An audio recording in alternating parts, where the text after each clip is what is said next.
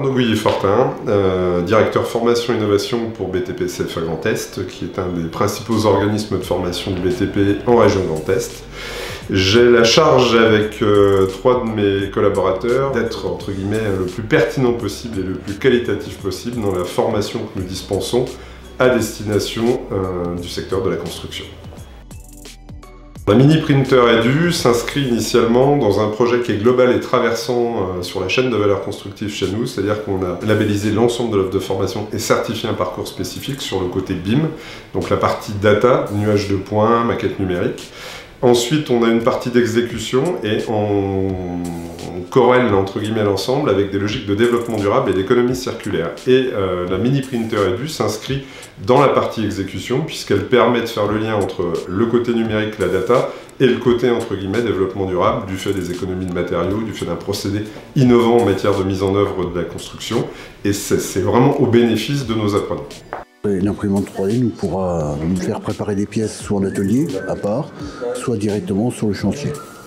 Alors, on a décidé d'intégrer l'impression 3D béton par l'entrée à acculturation, c'est-à-dire qu'on a pour ambition d'être un petit peu des agitateurs ou des guides, entre guillemets, dans l'ouverture d'esprit et dans l'appétence technologique de nos jeunes et de nos entreprises également, avec l'appui de nos fédérations professionnelles.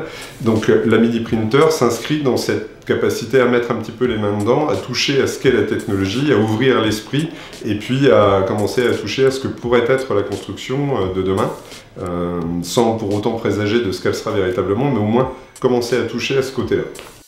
On a découvert initialement construction 3D et pas forcément la Mini Printer mais plutôt la Maxi Printer sur Batimat. Et pour ce qui est de la petite imprimante, on équipe déjà des lycées du bâtiment, des CFA, des centres de formation, voilà. Une technologie aussi disruptive, ça demande aux entreprises d'avoir des équipes qu'elles sont prêtes à former sur cette nouvelle machine. C'est tout un nouveau système, un modèle économique à mettre en place. On est en certitude de la pertinence de l'outil, mais effectivement c'est un pas à faire du côté des entreprises. On s'y promenait avec mon DG et un représentant du 3CA BTP à l'époque et on est tombé sur cette machine qui était en phase d'impression et curieux. On s'est intéressé un petit peu au procédé et on s'est dit que finalement ça pouvait faire rejoindre un certain nombre de nos valeurs et de nos ambitions. Et on a eu la chance de rencontrer Antoine sur Batimat également, un peu en décalé. Et on est arrivé avec nos questions, il nous a donné un certain nombre de réponses, il nous a parlé de son projet de manière globale. Et quelque part, la conjonction s'est faite naturellement, on s'est dit tiens c'est intéressant, le 3CA était présent, il nous a financé un projet qui nous a permis d'acquérir en Grand Est 2 machines, un projet un petit peu plus global avec nos homologues de Hauts-de-France qui ont fait l'acquisition également d'une machine et l'IMT Nord-Europe qui à l'époque avait déjà une machine et a pu bosser avec nous à la fois sur la donnée, l'encre d'impression et puis la mise en œuvre. L'adoption de cette technologie pour nos apprenants d'une manière générale faisait converger l'ensemble des 3 éléments qui nous paraissent extrêmement importants, c'est-à-dire l'entrée acculturative par rapport à la technologie ou à une nouvelle technologie, le fait qu'on rentre pleinement avec cette machine sur des logiques d'économie, sur des logiques de nouveaux procédés, sur des logiques de matériaux un petit peu différents, type biosourcés pour les isolants, des agrégats qui pouvaient être locaux à l'époque et qui de toute façon sont encore en développement, qu'on puisse le mixer avec d'autres choses, le chanvre, la terre crue. On fait conjoindre entre guillemets la réalité de ce qu'on attendait, de cet impact technologique et de sa capacité à le lier avec nos référentiels de formation. Alors la prise en main elle a été in fine relativement simple puisque on avait fait le choix initialement de 2 sites, Reims et Pont-à-Mousson, en l'occurrence nos 2 plus gros sites. Donc là on avait des équipes entre guillemets sur les activités du gros œuvre qui étaient un petit peu les plus denses. Et au final, on avait à l'intérieur de ces équipes des formateurs qui étaient plutôt appétents à la technologie, notamment au numérique, sur la partie logicielle et puis maquette BIM à retravailler.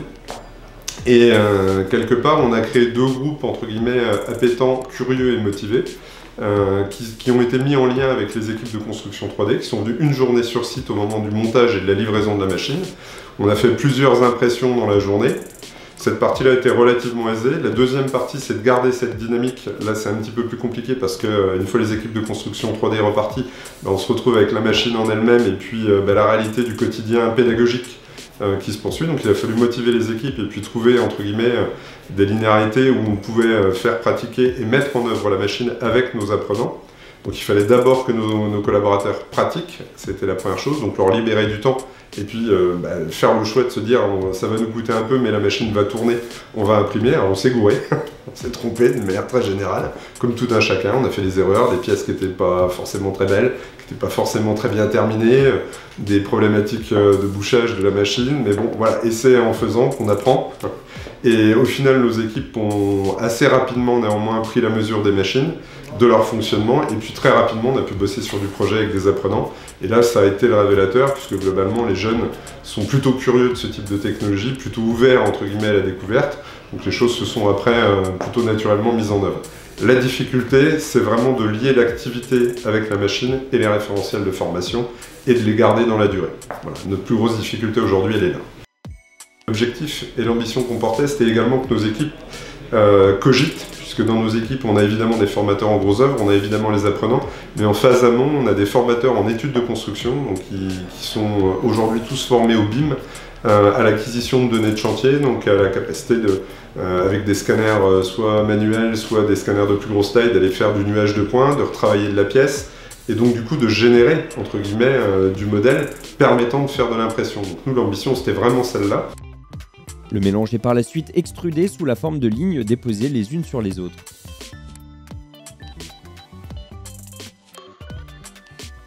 Une fois l'impression terminée, les objets nouvellement imprimés sont placés pour séchage.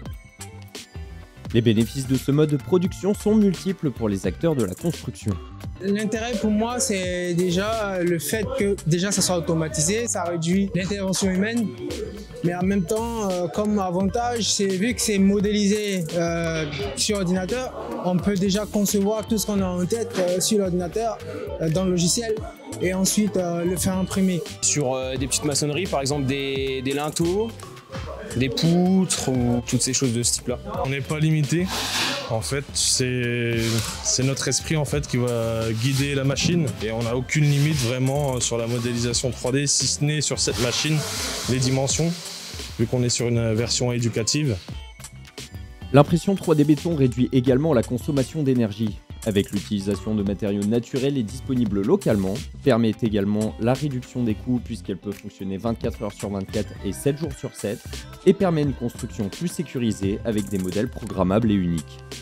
Nos apprenants utilisent majoritairement la mini printer Edu dans le cadre de l'acculturation, c'est-à-dire qu'on n'a pas pour ambition de les former, on n'a pas entre guillemets ingénéré de formation pilote d'impression 3D.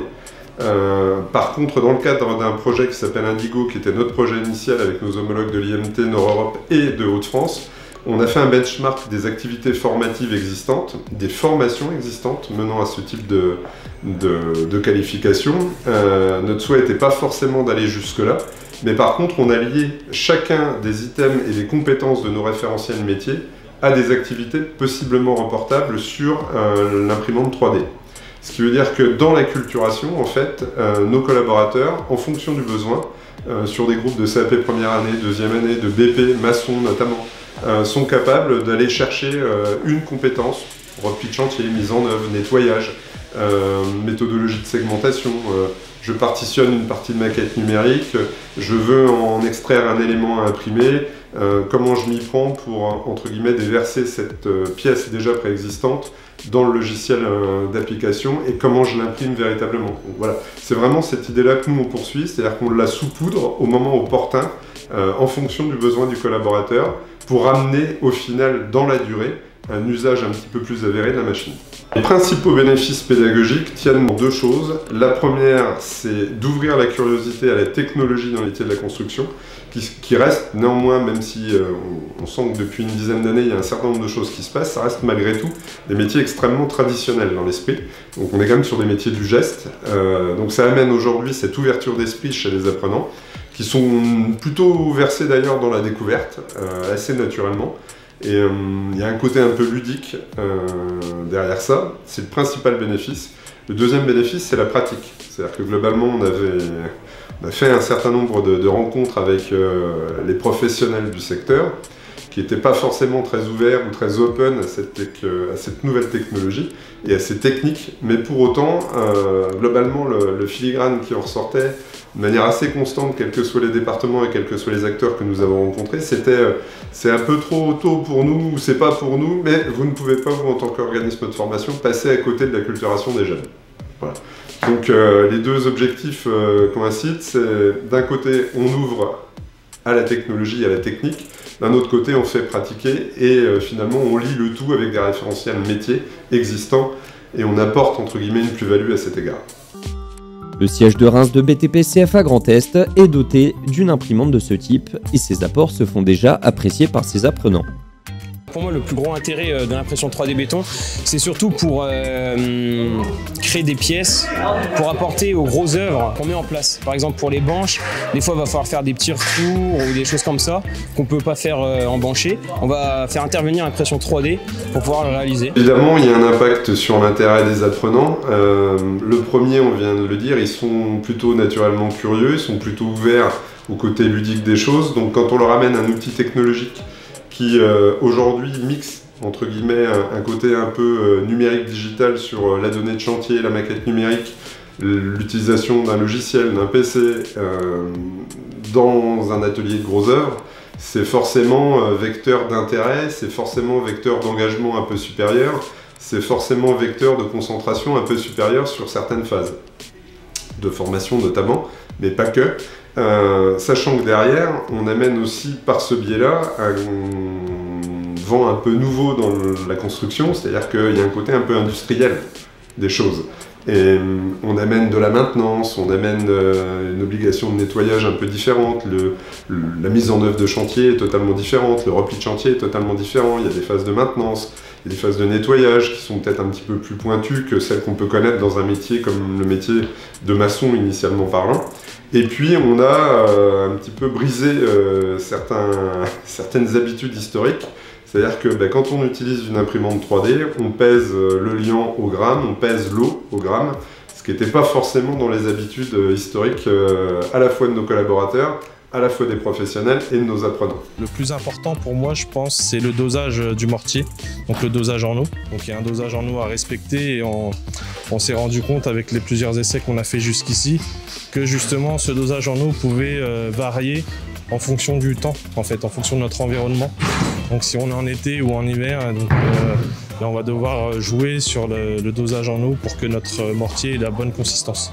D'une manière générale, les projets portent toujours sur l'impression de pièces qui sont soit en lien avec des activités du référentiel, soit en lien avec des problématiques rencontrées sur les chantiers de nos apprenants et qui peuvent y trouver une source de résolution. Après, je ne nie pas que sur beaucoup de sites, il y a aussi beaucoup d'impressions ludiques où on va faire du logo un peu spécifique parce que justement la machine permet de faire de la courbe, permet des choses qu'une construction traditionnelle ne permettrait pas. Donc quelquefois l'esprit créatif se libère à cet endroit et on imprime des choses qui ne sont pas très techniques mais qui sont plutôt esthétiques. Un logo BTP CFA Grand Est qui a été réalisé pour le village des métiers sur la Foire Exposition de Châlons-en-Champagne. Et puis le projet le plus global, le plus complet a été réalisé avec construction 3D d'ailleurs en 2023 pour le BIM World, puisqu'on a généré avec nos jeunes un regard d'eau pluviale en 3 parties, dont 2 tenaient entre guillemets du fait de la gravité et de leur imbrication, sans liant. On avait fait travailler nos groupes d'apprenants sur une partie à l'échelle vraiment minime qu'on a réalisée en impression 3D plastique. Et on a réalisé l'impression béton à l'échelle 1/3 avec nos alternants et construction 3D, on a réalisé avec la Maxi Printer l'impression à l'échelle 1. Et les 3 impressions ont été présentées sur le BIM World en 2023. Alors les retours sont d'une manière générale extrêmement positifs sur le côté technologique de la chose et l'intégration d'un certain nombre de valeurs. Nos collaborateurs qui étaient initialement positionnés dessus sont convaincus, c'est-à-dire qu'aujourd'hui, sur le site de la Marne, ils sont en train de construire un espace spécifique pour abriter la machine, la mettre dans les meilleures conditions à côté d'un labo béton, d'ailleurs. Donc je pense que l'intérêt est plus à démontrer. Sur le site de Pont-à-Mousson, les équipes ont tourné, donc c'est un petit peu plus difficile à remettre en mouvement. Les équipes rémoises sont allées accompagner leur père, donc il faut que ça reprenne sa vitesse de croisière, mais globalement, l'accueil a été plutôt positif, d'une manière générale. Et chez les alternants, il y a un côté découverte et puis changement, entre guillemets, de vision du secteur qui est extrêmement positif et qui est toujours très très bien perçu. D'ailleurs, je pense que les apprenants voudraient utiliser la machine plus souvent. L'évolution de cette techno sur la partie enseignement, aujourd'hui je pense qu'il faut vraiment qu'on la lie avec chacune des compétences des métiers que nous visons. Déjà d'une part, parce qu'il y a deux possibilités. Soit on va vraiment générer des formations soit qualifiantes, soit certifiantes à terme qui seront spécifiques à l'impression 3D, on a entendu des mots comme pilote d'imprimante 3D, on a du mainteneur d'imprimante 3D, on a du maçon avec une particularité impression 3D cimentaire. Donc soit on va aller dans une voie où effectivement à un moment donné cette technologie va prendre toute sa place sur le marché et auquel cas on va devoir ingénierer des formations spécifiques. C'est pas la voie qu'on a choisie parce qu'on la considérait un petit peu prématurée.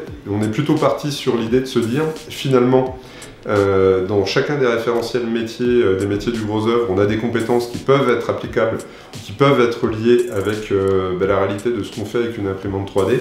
Et donc, on est plutôt parti dans cette direction-là, de se dire, on va décortiquer nos référentiels de formation sur la mise en œuvre de chantier. On va avoir un onglet spécifique avec l'imprimante 3D, sur la partie repli de chantier également, sur la partie méthodologie globale, sur la partie maintenance. On a intégré, entre guillemets, l'ensemble de ces éléments-là, qui sont d'ailleurs accessibles sur le site indigo.fr. Dans le cadre du projet, puisqu'on avait fait le benchmark de ces choses-là, on s'était partagé les formations entre les trois partenaires du CAP au titre d'ingénieur, donc ça doit être, c'est toujours accessible sur le site. Voilà, donc nous ça a été notre vision, c'est pas forcément une fin en soi, ça va dépendre de la capacité entre guillemets de cette technologie à prendre un peu plus de place, chemin faisant, sur le marché français. Moi, j'ai la conviction de toute façon que dans les métiers les plus historiques, la mutation est en marche. Les métiers de la construction, sur un certain nombre, sont des métiers qui sont plutôt anciens dans l'esprit. Je ne dis pas qu'ils n'ont pas fait leur évolution technologique, ils ont fait leur évolution technologique. On est sur une autre phase. Voilà, on parle de plus en plus de l'IA dans les métiers de la construction. Je pense que ça va encore être une autre aventure, mais en l'état, tout ce qui contribue à amener de la technique et de la technologie, que ça soit sur les procédés d'application, la machine en elle-même, la technique d'une manière générale, tout ce qui amène de la modernité dans nos métiers est vecteur d'attractivité pour ces métiers.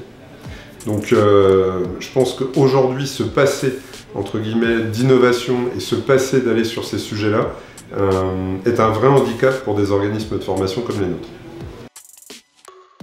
À titre personnel, oui, je le recommande parce que ça mixe, entre guillemets, et ça permet d'amalgamer tout ce qui est intéressant pour le secteur de la construction dans une projection à moyen et court terme. On est sur la capacité d'acculturer aux nouveaux matériaux, on est sur la capacité d'acculturer la technologie, on est sur la capacité d'amener une méthodologie, une approche un peu différente, on est sur de l'ouverture d'esprit, on est sur de l'attractivité d'une manière générale, donc c'est quand même extrêmement dommageable de se passer de ce type de choses. C'est pas un absolu, c'est un complément à tout ce que nous on a pu déjà mettre en œuvre et faire jusqu'à présent. Voilà, ça vient s'interfacer entre une partie BIM qu'on travaille depuis très longtemps, acquisition de données de chantier, data d'une manière générale, avec de l'économie circulaire, du développement durable, des référentiels de formation, des métiers plus historiques, et en fait ça trouve sa place au milieu de tout ça, et ça permet à un moment donné de croiser un certain nombre de chemins et d'amener beaucoup de choses positives. Pour autant, on ne peut pas s'écarter non plus de nos métiers qui sont des métiers bien présents et encore exercés aujourd'hui. pour un certain nombre d'entre eux et qui seront exercés encore très longtemps. Mais du coup, ça interroge sur l'évolution du secteur. Et ne pas s'interroger, rester figé, c'est à mon sens pas très positif.